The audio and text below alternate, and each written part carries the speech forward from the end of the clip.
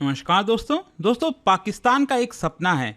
सपना ये है कि नेटो जैसा एक पूरा अलायंस होना चाहिए इस्लामिक देशों का। अब नेटो जैसे ये शब्द आता है तो आप सब जानते हैं इसमें एक बड़ी चीज़ ये है कि अगर नेटो के किसी भी मेंबर पर हमला हुआ मतलब पूरे नेटो कंट्री पर हमला माना जाएगा और वो सारे देश एक साथ उस देश के खिलाफ लड़ेंगे।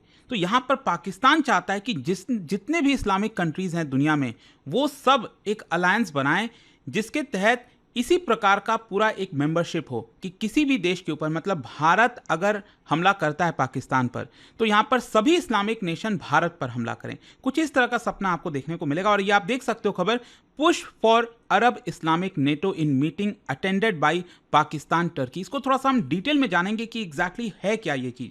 मतलब ये जो नेटो का पूरा सपना है पाकिस्तान का, वो एग्जैक्टली कहाँ से शुरुआत हुआ, क्यों पाकिस्तान चाहता है, इसके पीछे की मंशा क्या है, भारत पर क्या इंपैक्ट होगा, वो सब कुछ मैं आपको बताऊंगा। चलिए आगे बढ़ते हैं, लेकिन उससे पहले आप सबको बता दूं, आप में से जो भी लोग यूपीएससी की तैयारी कर रहे हैं, स्पेशली मैं बता दूं 20 सितंबर तक 2026 वाले बैच पर और ज़्यादा एक्स्ट्रा डिस्काउंट आपको मिल रहा है। बस आपको यूज़ करना है ये code Ankit live maximum discount के लिए और लिंक कमेंट सेक्शन में दिया हुआ है। कोई भी प्रॉब्लम है बैच से रिलेटेड, 2027 का बैच लेना चाहते हैं, 2028 का, तो ये फ़ोन नंबर है, यहाँ पर आप कॉल करिए, मेरी जो टीम है वो आपको अच्छे से गाइड कर देगी। चलिए शुरुआत करते हैं। सबसे पहले थोड़ा सा आपको बैकग्राउंड बता दूं। देखो ये जो कॉन्सेप्ट है ना इस्लामिक नेटो का, ये कोई बहुत नया नहीं है, क्योंकि 2015 में मैं आपको बता दूं सऊदी अरब ने Islamic military counter terrorism coalition इसका गठन किया था जिसमें 34 मुस्लिम मेजॉरिटी कंट्रीज थे।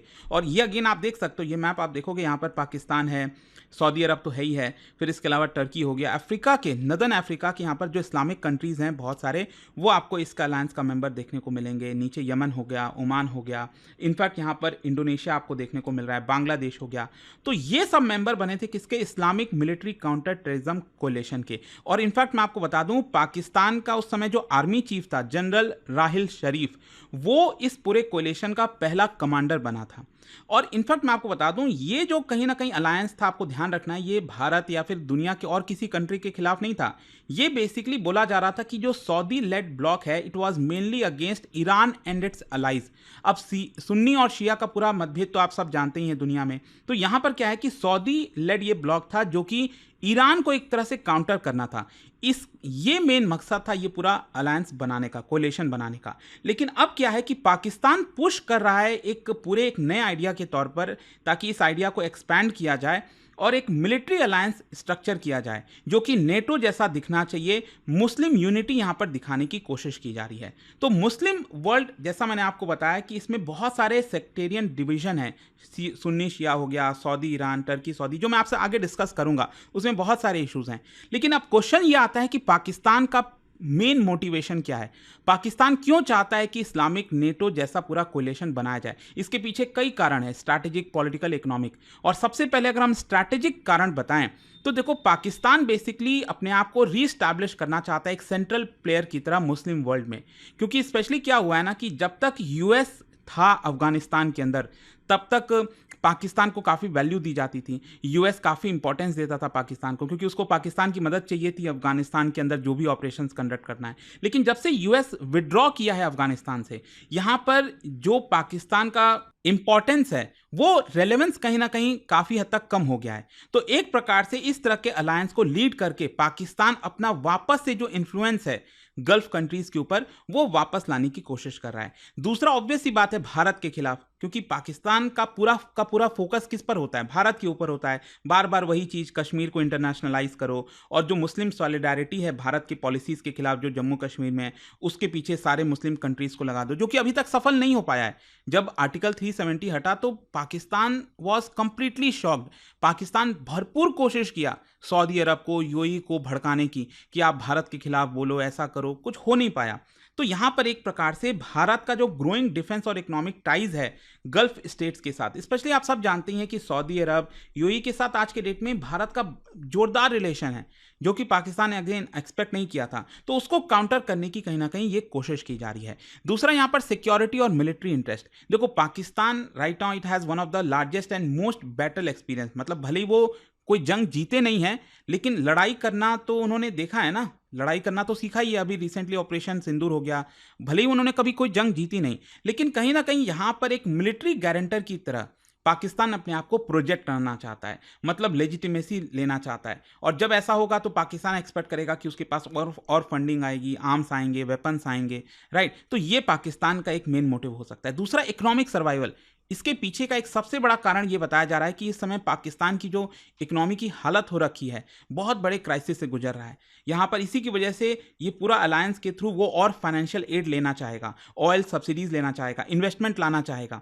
तो ये भी एक मेन मकसद हो सकता है। और दूसरा ऑब्वियस सी बात है, डोमेस्टिक पॉलिटिक्स। मतलब पाकिस्तान के जो सरकार रही है, आप समझिए, और इस्टेब्लिशमेंट है पाकिस्तान की, बेसिकली आर्मी की जब हम बात करें, तो उनका पूरा का पूरा फोकस ही यही रहा है कि अपने आवाम को किस तरह से भड़काओ, भारत के खिलाफ भड़काओ, कश्मीर का मुद्दा लेकर एक नेशनलिज्म की जो भावना है वही लेकर चलो। तो वो अपने डोमेस्टिक पॉलिटिक्स को भी एक तरह से प्ले करना चाहता है। तो ये सारे कारण हैं, कहीं ना कहीं पाकिस्तान का मोटिवेशन है ताकि एक इस्लामिक नेटो जैसा पूरा कोलेशन बनाया जाए। लेकिन मान लो, मतलब अगर मैं कहता हूं कि अगर ऐसा कुछ हो भी जाता है तो उस केस में भारत के ऊपर क्या इंप्लीकेशन आएगा उस केस में। तो यहां पर क्या है, ऑब्वियस सी बात है, सबसे बड़ा सिक्योरिटी रिस्क। मतलब अगर अलायंस जो है एंटी इंडिया एजेंडा अपनाता है तो इसकी वजह से हो सकता है कि भारत का जो कश्मीर है उसको लेकर स्टेटमेंट जारी किए जाएं, कंडेम किया जाए, प्रोपेगेंडा फैलाया जाए इन सपोर्ट ऑफ पाकिस्तान। साथ ही साथ जो एक्सट्रीमिस्ट ग्रुप है उसको एनकरेज किया जाए, टेररिज्म को जस्टिफाई किया जाए मुस्लिम सॉलिडारिटी करके। तो ये एक भारत के लिए खतरा हो सकता है। लेकिन ध्यान रखिएगा, कभी भी जो गल्फ कंट्रीज हैं भारत के खिलाफ डायरेक्ट एक्शन ले ही नहीं सकते, क्योंकि भारत का जो ग्लोबल स्ट्रेचर है और स्पेशली गल्फ का जो डिपेंडेंस है इंडियन मैन पावर पर, वो क्या अचानक से नहीं चाहेंगे ना कि वहां पर जितना भी मैन पावर है इंडियन वहां से चले जाएं, उनकी पूरी इकोनॉमी ठप हो जाएगी गल्फ कंट्रीज की। तो उसकी वजह से कहीं ना कहीं वो डायरेक्ट एक्शन तो भारत पर कभी ले नहीं सकते। दूसरा है डिप्लोमेटिक स्टेक। क्या है कि भारत का जो इमेज है मुस्लिम वर्ल्ड में वो टेस्ट हो सकता है। पाकिस्तान एक नैरेटिव ला सकता है ताकि भारत को पोर्ट्रे कर सके कि हम मुस्लिम्स के टुवर्ड्स ऑपरेसिव हैं।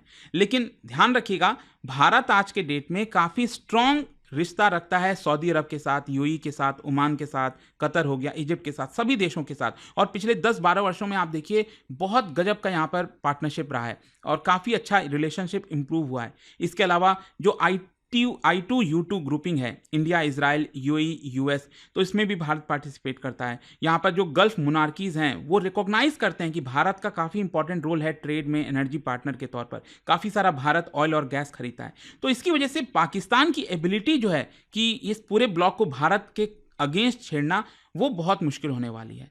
तो एक प्रकार से डिप्लोमेटिक स्टेक तो है, लेकिन पाकिस्तान के लिए इतना आसान नहीं होगा।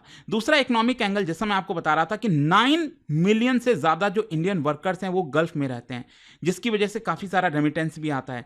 गल्फ और ऑयल गैस जो है वो भारत के एनर्जी सिक्योरिटी के लिए इंपॉर्टेंट है। तो भारत का जो बायलैटरल इकोनॉमिक वेट है वो कहीं ज़्यादा है। पाकिस्तान का जो इन्फ्लुएंस अगर आप देखोगे उससे कहीं ज़्यादा आज के डेट में भारत का इकोनॉमिक वेट है। एंड इसी की वजह से शायद जो गल्फ कंट्रीज हैं वो ये मिस्टेक नहीं करेंगे। और लास्ट है आपका स्ट्रैटेजिक अपॉर्चुनिटीज फॉर इंडिया। देखो क्या है ना कि यहीं पर भारत के लिए एक अपॉर्चुनिटी भी है कि जो इस समय प्रॉब्लम्स हैं, जैसे कि अगर आप देखिए मुस्लिम वर्ल्ड में ही अगर आप देखोगे तो टर्की और पाकिस्तान के खिलाफ कई सारे कंट्रीज हैं। तो भारत उनको सपोर्ट कर सकता है कि हाँ आप क्योंकि वो लोग टर्की और पाकिस्तान के खिलाफ हैं। अपना रिलेशंस भारत ईरान के साथ भी और मजबूत कर सकता है ताकि सऊदी पाकिस्तान का जो डोमिनेंस है उसको अपोज कर सके। इसके साथ साथ हम अपना जो पार्टनरशिप है डिफेंस और काउंटर टेरर कोऑपरेशन यूएई के साथ, सऊदी अरब के साथ, ओमान के साथ, वो और स्ट्रेंथन कर सकते हैं। अपना जो स्ट्रैटेजिक टाइज हैं इजराइल और यूएस के साथ उसको हम इंप्रूव कर सकते हैं ताकि एक प्रकार से सेकुलर स्टेबल जो है आपका काउंटर वेट हम दिखा सकें इस्लामिक कंट्रीज के खिलाफ। इसके अलावा हम अपना सॉफ्ट पावर प्रोजेक्ट कर सकते हैं। मतलब भारत का जो प्लूरलिस्टिक ट्रेडिशन है और जो हिस्टोरिक लिंक है इस्लामिक वर्ल्ड के साथ उसको भारत हाईलाइट कर सकता है और बता सकता है कि देखो भले ही दुनिया में बहुत सारे मुस्लिम मेजॉरिटी कंट्रीज हैं, लेकिन आप देखो कितने सारे मुस्लिम्स भारत के अंदर हैं।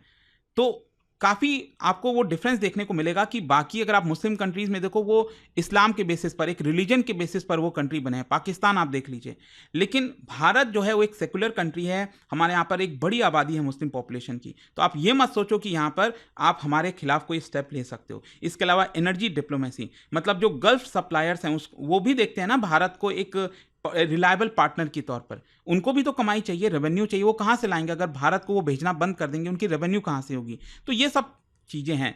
लेकिन ध्यान रखिएगा, यहाँ पर जैसा मैंने आपको बताया कि पाकिस्तान जो चाहता है ना इस्लामिक नेटो बनाना, उसमें बहुत सारे चैलेंजेस हैं। जैसा मैंने आपको बताया, सेक्टेरियन डिवाइड है, सुन्नी मेजॉरिटी वर्सेस शिया ब्लॉक। एक तरफ है Saudi, Pakistan, Egypt, UAE, Sunni majority country. दूसरी तरफ है ईरान, इराक, सीरिया, लेबनान। फिर इसके अलावा ईरान अगर आप देखोगे तो वो हमेशा अपोज करता है सऊदी पाकिस्तान का डोमिनेशन। तो इसमें ऑलरेडी यहां पर कई सारे इश्यूज हैं। फिर दूसरा है जियोपॉलिटिकल राइवलरी। सऊदी अरब टर्की के बीच में आप सब जानती हैं एक अपना ही प्रॉब्लम चल रहा होता है। टर्की चाहता है कि वो मुस्लिम कंट्रीज का लीडर बने, सऊदी अरब चाहता है कि वो यहां पर लीडरशिप ले मुस्लिम वर्ल्ड का। वहीं सऊदी अरब और कतर के बीच में काफ़ी सारे इश्यूज हैं। रिसेंटली थोड़ा बहुत इंप्रूवमेंट हुआ है, लेकिन इश्यूज तो हैं ही हैं। फिर इसके साथ साथ फॉरेन अलाइनमेंट, मतलब कुछ जो मुस्लिम कंट्रीज हैं वो यूएस के साथ हैं, कुछ जो मुस्लिम कंट्रीज हैं जो वो चाइना के साथ हैं। जैसे सऊदी अरब, यूएई वो यूएस के साथ हैं, चाइना जैसे पाकिस्तान, ईरान ये चाइना के साथ हैं, कुछ ऐसे हैं जो टर्की और रशिया के साथ हैं।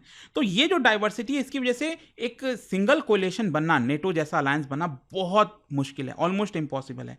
इसके अलावा इकोनॉमिक डिपेंडेंसीज हैं, यहाँ पर जो कई सारे गल्फ स्टेट्स हैं उनका काफ़ी ट्रेड और एनर्जी पार्टनरशिप है भारत जैसे देशों के साथ, तो इसकी वजह से इश्यूज हैं। तो ओवरऑल देखो, कंक्लूजन यहाँ पर यही निकलता है कि एक तरफ रिस्क है भारत के लिए अगर इस तरह का कोई अलायंस बन जाता है, लेकिन रियलिटी ये है कि ये अलायंस बनना ही अपने आप में बहुत बड़ा चैलेंज है। मतलब इसका वजूद में आना एक बहुत मुश्किल है। कैसे आ सकता है, जो मैंने आपको इश्यूज बताए। हाँ, साथ ही साथ भारत के लिए अपॉर्चुनिटी है कि ये जो डिविजन्स हैं इस्लामिक वर्ल्ड में, उसको हम कैपिटलाइज कर सकते हैं। तो पाकिस्तान होप कर सकता है कि इस्लामिक नेटो जो है वो बनाया जाए ताकि वो भारत को आइसोलेट करे, लेकिन ये रियलिटी नहीं हो सकती। तो लेट्स सी यहाँ पर आगे क्या होता है। बट आई होप कि ये जो अभी रिसेंटली यहाँ पर मीटिंग्स वगैरह हुआ था, उसमें पाकिस्तान, टर्की ये सब कुछ पुश कर रहे थे नेटो जैसा अलायंस बनाना, जो कि अभी तक नहीं हो पाया है। लेट्स सी आगे क्या होता है। बट जाने से पहले आप सबके लिए एक इंटरेस्टिंग क्वेश्चन, क्या बता सकते हो इनमें से कौन कौन सा सी है जो सऊदी अरब के साथ बॉर्डर शेयर करता है? ये आपको बताना है। रेड सी, अरेबियन सी, पर्शियन गल्फ और गल्फ ऑफ ओमान।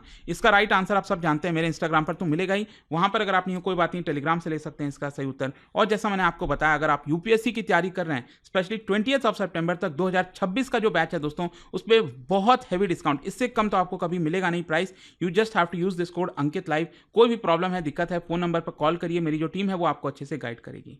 दोस्तों, स्टडी IQ लेकर आया है mission success sale, last chance to secure your UPSC 2026 seat. आपके IAS IPS ड्रीम के लिए अब सिर्फ एक डिसीजन चाहिए, और वो है राइट टाइम पे ज्वाइन करना। मिशन सक्सेस सेल के अंदर आपको 18 महीने की वैलिडिटी मिलेगी with gold plan at 7499, platinum plan at 13999 and diamond plan at 16999। और अगर आप 2027-2028 के बैच के ज्वाइन करना चाहते हो तो आपको मिलेगा स्टडी IQ का ऑप्शनल कोर्स सिर्फ 9999 में। तो दोस्तों, इसको ज्वाइन करने के लिए स्टडी IQ ऐप या वेबसाइट खोलो, सर्च करो P2I फाउंडेशन प्रतिज्ञा बैच एंड यूज करिए code Ankit live ANKITLIVE for maximum discount. और अभी भी अगर आपको कोई डाउट हो तो इस नंबर पे कॉल करिए ताकि मेरी पर्सनल टीम आपको अच्छे से गाइड करे। नंबर है 092400239293। स्मार्ट एस्पिरेंट्स हमेशा टाइमिंग पे फोकस करते हैं। आज का डिसीजन कल के IAS IPS की पहली स्टेप है। Mission success sale, don't wait, join now. Offer is valid till 20th September। Study IQ IAS, आपका सिलेक्शन हमारा मिशन।